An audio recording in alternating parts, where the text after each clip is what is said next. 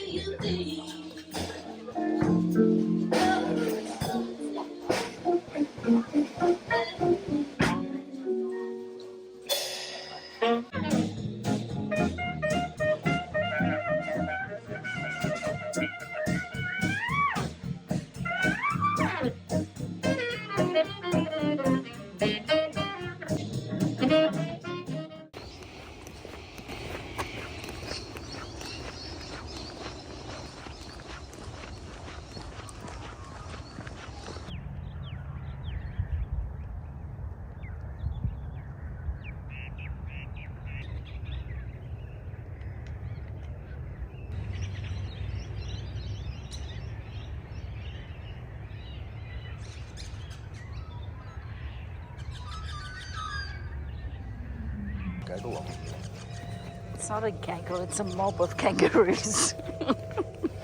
Why is it so stupid that when there's a group of geese, they're a gaggle? When there's a heap of birds, they're a flock. They're a sheep.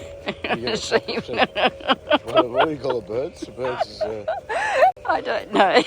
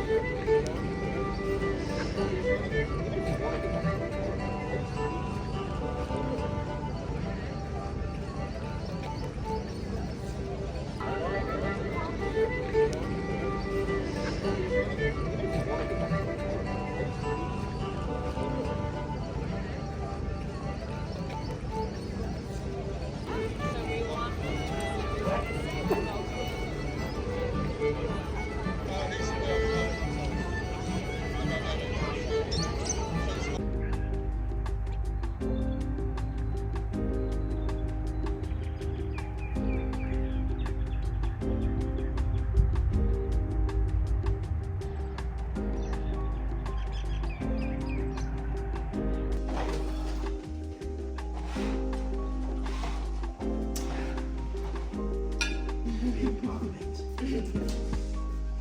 Coco's just sleepy, she doesn't even know. She'll get away with it somehow. Because, look, hon, these were the chocolate chips I used, and it's only, milk's only in the main 50%. Ah, cool. So it should be fine. Take me a baby present. Maybe day.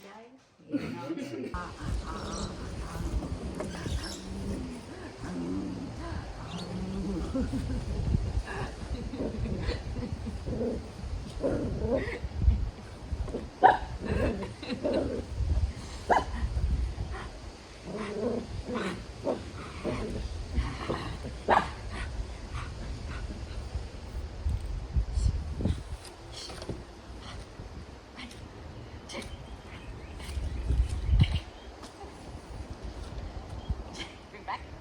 Bring back. Bring back. Back.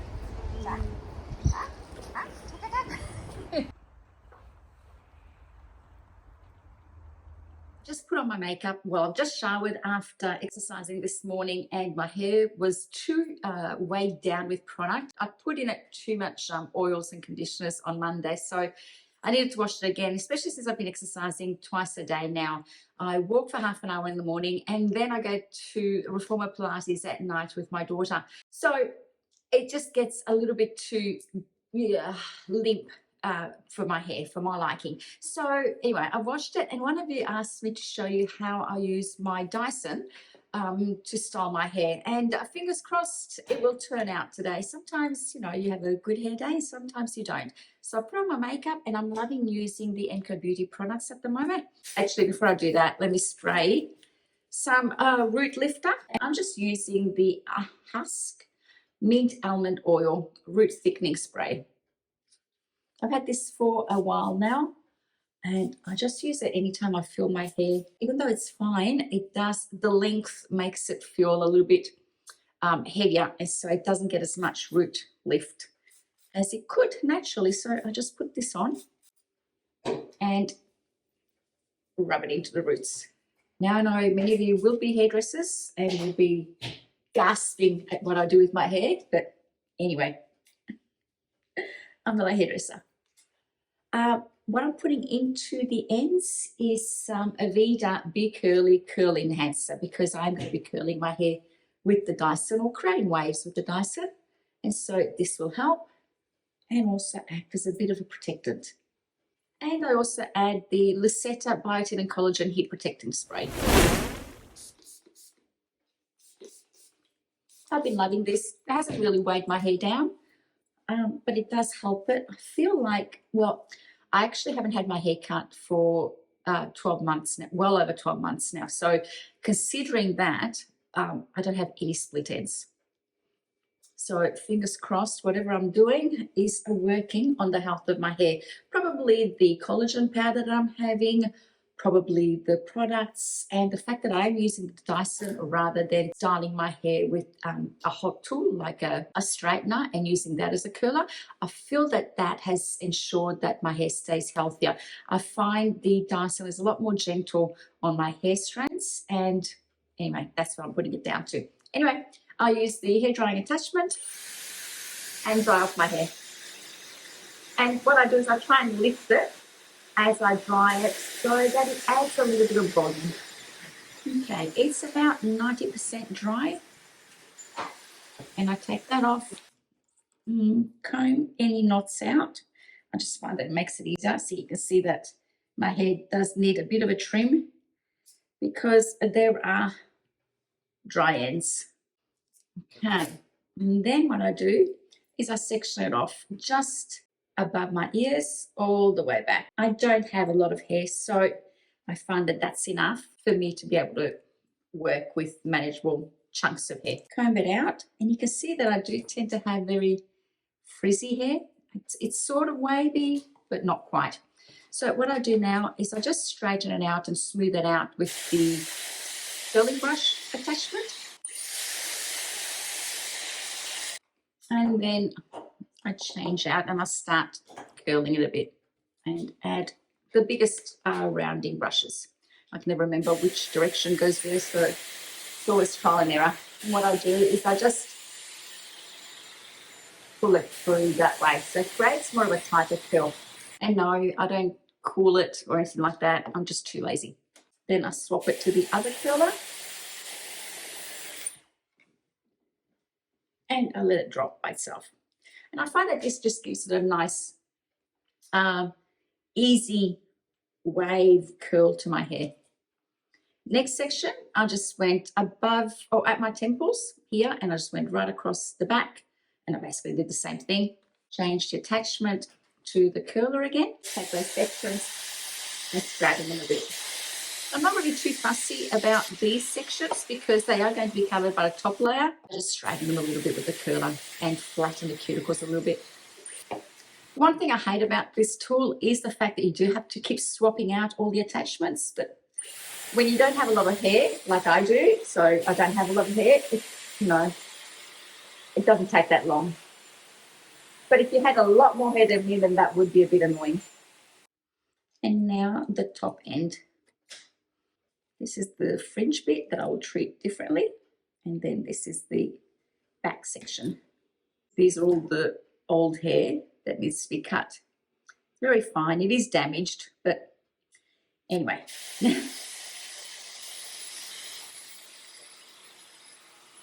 You see, the curls aren't very tight curls. They're just sort of loose beachy waves, as I like to call them. Okay, and now the top bit. I used to pat my hair completely to that side because I have a huge cowlick, but I've stopped doing that, and now I pat it down the center, a little bit off center, and I find that that's a little bit better. For this top section, I don't use the curling wand. I just use all the brush. I just use this, and I find that this is enough to straighten the top bits and create a little bit of curls around my face. And now let them drop naturally. But before they start dropping, I just add a little bit of spray.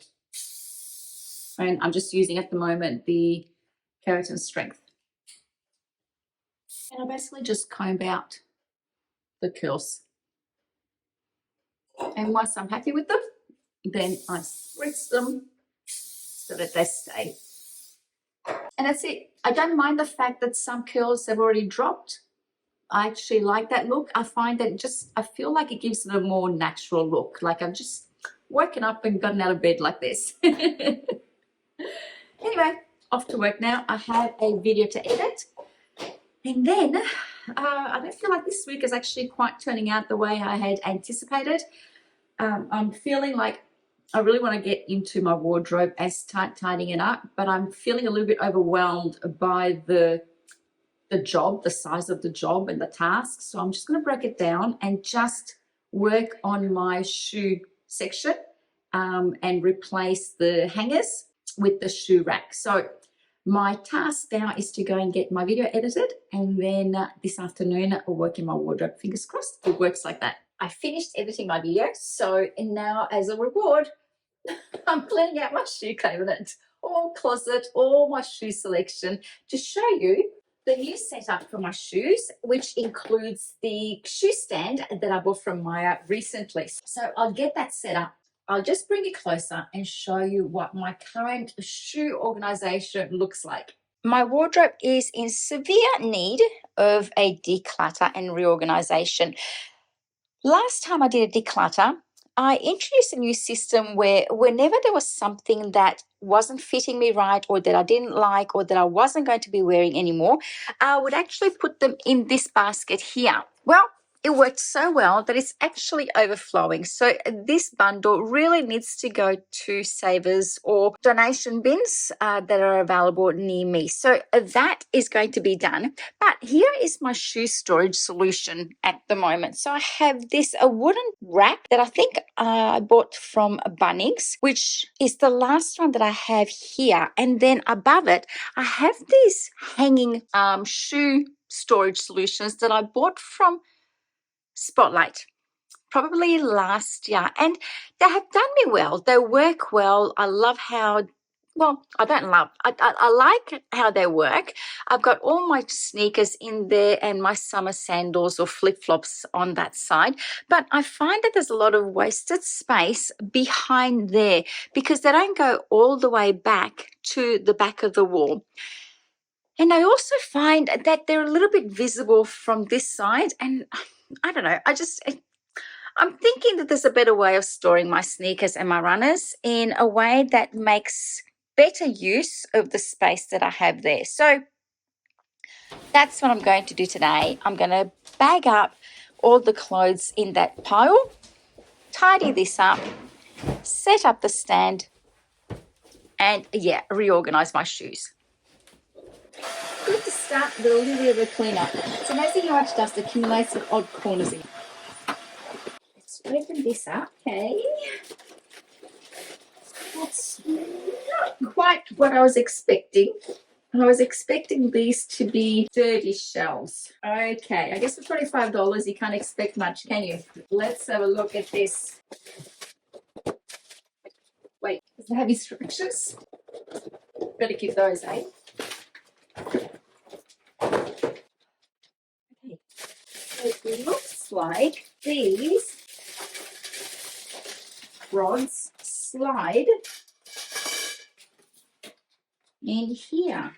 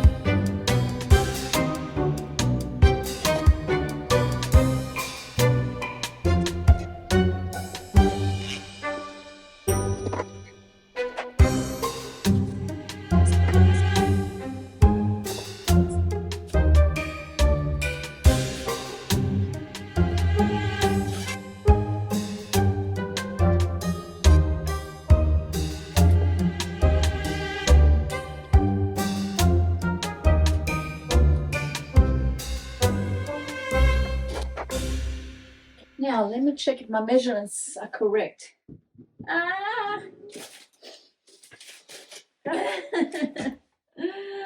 No. I could have sworn I'd measured it. And it felt like it was the right size. I obviously made a mistake somewhere in my calculations. Get my husband to cut those metal rods for me. Remeasure. I get him to remeasure because he's actually quite precise when it comes to measurements, whereas I'm more, yeah, it'll do, it'll fit, I'll make it work, whereas he's a lot more precise. So I'll get him to remeasure it for me and figure out how much has to be cut, and then get him to do it tonight while I'm at the gym, and hopefully I can take up this project again tomorrow.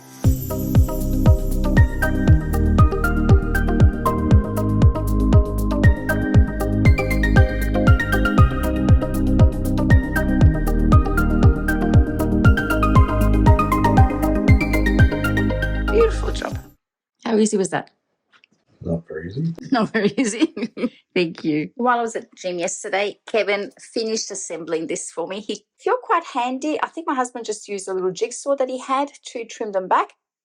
They're very easy, these rods, to trim back, and then he just had to cut these shelves, the liners, to size in order to make them fit. So he probably cut about 1.5 to 2 inches off the liners, and he cut about 3 inches, I'd say, about 9 centimeters off the rods. Everything else then was just quite easy to put aside or put together. Took me a little while, but he did a really good job. So let's get started with putting all the shoes back and see if I can fit any more or any less than what I had before. Right, so it looks like it doesn't fit as many shoes as the hanging shoe rack does, But I did have these boxes, stackable shoe boxes that I bought from Bunnings a while ago, which I'd never gotten around to assembling. And I'm thinking that if I assemble them, then I can put them in this higher section to store things like my flip-flops that I don't use all the time and that I could, in theory, just put in there to make it easier to grab and go without necessarily having them to be neatly stacked like that, because this takes up a lot of space. Well, there's actually a lot of wasted space above my flip-flops and the smaller shoes. For the runners, it's fine, but for these two top rows, I think I could use those. So that's what I'm going to do. Okay, I'm not disappointed. I was hoping to fit more shoes than what I had. So looking at it from here, the shoes don't stand out as much as they used to before. In fact, from this angle, you don't even know that they're there in that corner. So I really like the look of that. And this is what the new shoe stand looks like. And I think I'm happy with that. I do need to do a declutter of behind these doors. It's a little bit too full for my liking, but I'm finding it a little bit overwhelming to get to it. So it will be the task for another day. I like to make my own breadcrumbs. My daughter Charlotte works at a bakery, and so we have fresh bread that sometimes doesn't get used up. So I turn it into breadcrumbs and use it, especially when I make schnitzel for dinner. And tonight I'm making schnitzel and I'm using very thinly sliced pork. But first I'm drying the bread out in a very low heat in the oven before blitzing it in the KitchenAid into fine crumbs. Sometimes I blitz it when it's just stale and not put it in the oven, just because I find that creates a chunkier finish for when I'm using thicker cuts of meat or chicken. To my breadcrumb mix, I add grated parmesan, chili flakes, salt, and Italian herbs, my usual trifecta of seasoning. And then I mix it all together. I coat each slice of meat in the flour, then dunk it into the beaten eggs, and then coat it with the breadcrumb mixture. After a while of turning it into schnitzel, I decided to separate the pork slices and actually create like a bigger slice, insert or put a second layer of a slice of ham in it, a piece of cheese in the middle, and then roll it up and turn it into little pork rolls that I then dunked into the flour, egg wash, and the breadcrumbs. And then I'll fry them off and make little pork rolls, I suppose you'd call them. That's an invention of mine. I haven't followed a recipe, so I just thought I'd see how it turns out. I'll just put these in the fridge to dry up a little bit and absorb, and then I'll cook them off later in some oil. I ended up actually putting the pork rolls in the air fryer. They came out really crispy. The cheese melted and got all gooey inside. I served it with a salad. I have to say I liked them, but my family didn't like them too much. I think they were a little bit too bland for them, and the cheese wasn't gooey enough because in the air fryer it actually melted out. So maybe I'll try something different next time. Instead of putting ham in it, I might put salami or prosciutto, which would be a little bit more tasty and a little bit saltier. Good morning, it's Friday. It's just gone on 8:28. I'm catching up with my aunt at High Point today, 2 weeks in a row. What can I say? Sometimes it just happens like that. I'm wearing my beautiful new striped black and cream shirt, boyfriend shirt from Kmart, and I'm ready to go. Sorry about the glare of my hand there. I'll try and edit that out. So I'm off to High Point to have coffee and a catch up with my aunt, and then I'll pop in and have a lunch with my mum and then back home. I don't know that this week has actually panned out the way I had planned it to pan out. Let's chat for a little bit. So Monday I had intended to start a whole spring clean in this week. It didn't work out that way. I didn't feel well Monday, so it sort of just barely ended up being Monday, Tuesday, Wednesday I edited and just worked. And yesterday I finally put my shoe cabinet together and put all my shoes in it. I'm loving it, absolutely loving it. I love the way it's set up. I actually have greater visibility of my shoes, and it makes it easier every day to just pick the shoes that I want. Oh no, it's starting to rain. The beautiful spell of spring-like weather that we've had this week is over. Today it's going to rain. The sky's grey and cloudy, and it's just hate rainy days. It's just sunshine makes me feel so much better. What can I say? Put all my shoes away, and it makes life so much easier getting dressed in the morning, trying to find the right pairs of shoes. Because the way I had them before, yes, I could see the shoe, but they were quite cramped. So I'm loving the new setup. So if you're thinking about buying that stand, provided it fits in the dimensions that you have, it's easy to assemble. If you've got to cut it to size, that's also easy to do if you're a little bit handy. So I'm happy with that. Yes, so I'm off to High Point. I'm not sure what else will I be able to vlog today, whether if anything. Oh yes, today, before I forget, I went to Reformer Pilates at 6 a.m. with my daughters, and that was fun. Let me tell you, I've been going to Pilates now 5 days in a row, and am I feeling my age? Or my lack of fitness, let's put it that way. Not my age, just my lack of fitness. I'm feeling every muscle in my body, which is a great thing, don't get me wrong. I like that because it makes me realize that I'm actually using my muscles and getting toned and fit, which is my main aim for this. There is a wedding in late November that I'd like to look toned for, so that I have better options or more options on what to wear. So I've got that at the back of my mind that's sort of driving me to get my butt in order and actually exercise. I didn't walk today, but because I figured that, well, A, the Pilates class wasn't available at night, and B, so we're having the Pilates class first thing in the morning, and B, I thought, well, I'll be walking with my aunt, so that's going to rack up steps for me for today. So yes, so I highly recommend, if you're looking for something that's low impact, but that really makes your body feel like it's exercising without draining you, like it's not high impact. If you're not looking for something that's high impact, then I highly recommend for you to try out Reformer Pilates. I love it. I am a complete convert to it.